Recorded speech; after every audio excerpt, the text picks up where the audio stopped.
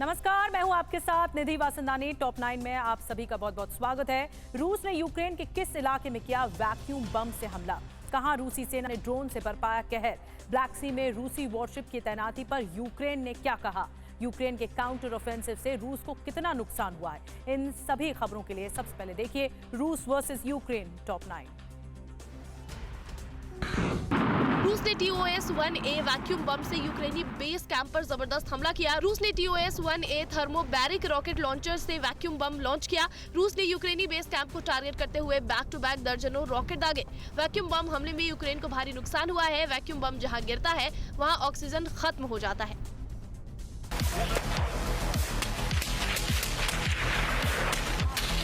रूस ने drone attack कर यूक्रेन को भारी नुकसान पहुंचाया है। रूस ने यूक्रेनी एम्यूनिशन डिपो पर ड्रोन हमला किया। रूसी ड्रोन हमले में यूक्रेनी डिपो तबाह हो गया। डिपो में रखा कई यूक्रेनी टैंक तबाह हो गया। हमले के बाद रूस ने कहा यूक्रेनी डिपो पर हमला करने के लिए थर्मल रडार का इस्तेमाल किया। हमले में कई यूक्रेनी सैनिकों की मौत भी हुई है।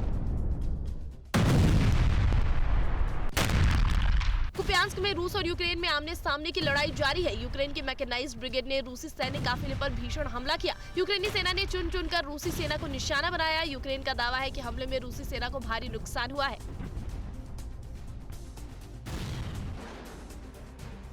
यूक्रेनी वॉर जोन में वार पलटवार का दौर जारी है। यूक्रेनी सेना ने रूस के आर्मी कैंप पर मिसाइल हमला किया। यूक्रेन के मिसाइल के बाद रूसी सैन्य डिपो पूरी तरह से तबाह हो गया। डिपो में रखे रूसी हथियार और गोला बारूद जलकर खाक हो गए। हमले में कई रूसी सैनिक भी घायल हो गए। रूस ने यूक्रेन के कई शहरों पर भीषण ड्रोन हमला किया।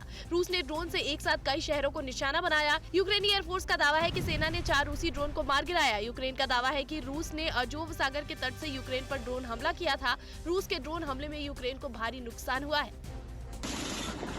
सुमी के रिहायशी इलाके में भी रूस की सेना ने जबरदस्त शेलिंग की। रूस ने सुमी में 10 कम्युनिटी सेंटर को निशाना बनाया। सुमी प्रशासन का दावा है कि रूसी सेना ने रात भर में 90 से अधिक बार गोलीबारी की। रूस के हमले में कई इमारत क्षतिग्रस्त हो गए। हमले में एक ही परिवार के 2 लोगों की मौत हो गई।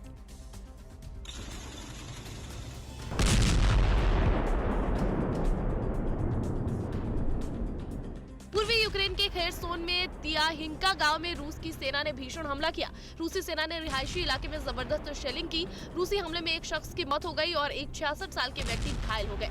ड्रोन अटैक में कई घर तबाह हो गए, कई गाड़ियां जलकर खाक हो गई। इजरायल ने हमास के कितने ठिकानों को ध्वस्त किया? आईडीएफ के एयर स्ट्राइक से गाजा में कितनी तबाही मची? नॉर्थ इजरायल में हिजबुल्लाह ने कैसे मचाई तबाही? वेस्ट बैंक में आईडीएफ पर किसने किया हमला? विध्वंसक खबरों के लिए देखते हैं इजरायल फिलिस्तीन वॉर टॉप 9। आईडीएफ ने खान यूनिस पर हमले का एक वीडियो जारी करते हुए कहा कि हमास के खिलाफ दक्षिण गाजा में भीषण युद्ध जारी है। आईडीएफ की सेना ने खान यूनिस पर हमास के ठिकानों पर जोरदार हवाई हमला किया। इजरायली एयर स्ट्राइक में हमास का ठिकाना धुआं धुआं हो गया। हमले में कई हमास लड़ाकों की मौत हो गई।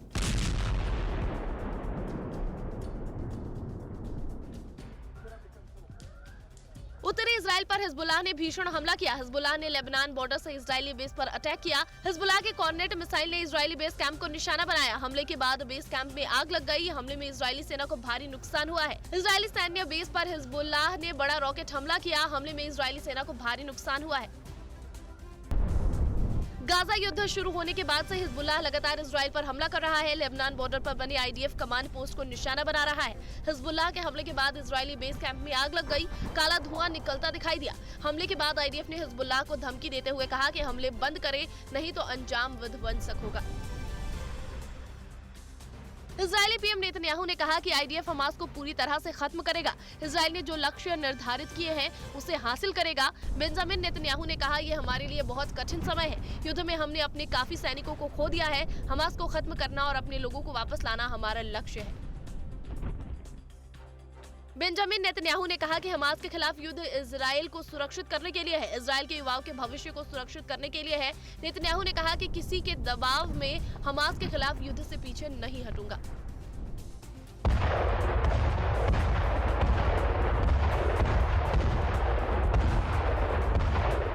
इजराइल की सेना ने हिजबुल्लाह के खिलाफ जमीन और आसमान से हमले तेज कर दिए हैं। इजरायली एयरफोर्स और आर्टिलरी ब्रिगेड ने दक्षिणी लेबनान में कहर बरपाया है। हिजबुल्लाह के ठिकानों पर जबरदस्त हमला किया। इजरायली हमले में हिजबुल्लाह के सैन्य डिपो और हथियार नष्ट हो गए।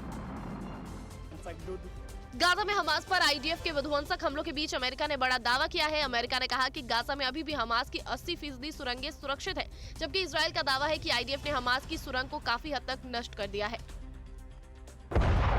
गाजा में इजरायल और हमास के बीच पिछले 114 दिन से विध्वंसक युद्ध जारी है। इजरायली सेना गाजा पर लगातार हमले कर रही है। आईडीएफ के हमले में गाजा खंडहर में तब्दील हो चुका है। फिलिस्तीन का दावा है कि इजरायली हमले में अब तक 26,400 से ज्यादा लोगों की मौत हुई है, 65,000 से अधिक लोग घायल हुए हैं।